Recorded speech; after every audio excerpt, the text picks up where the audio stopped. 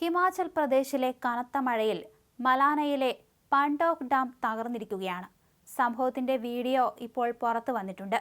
പാർവതി നദിയിലെ ഡാം തകർന്നതോടെ പരിസര പ്രദേശങ്ങളിലെല്ലാം വെള്ളം കയറി.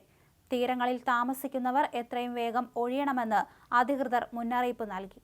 ഇടതടവില്ലാതെ പെയ്യുകയാണ് മഴ. നിരവധി നാശനഷ്ടങ്ങളാണ് റിപ്പോർട്ട് ചെയ്തത്. റോഡുകൾ തകർന്നു. മാത്രമല്ല, നദികളിലെ ജലനിരപ്പ് അപകടകരമായ രീതിയിൽ ഉയർന്നു.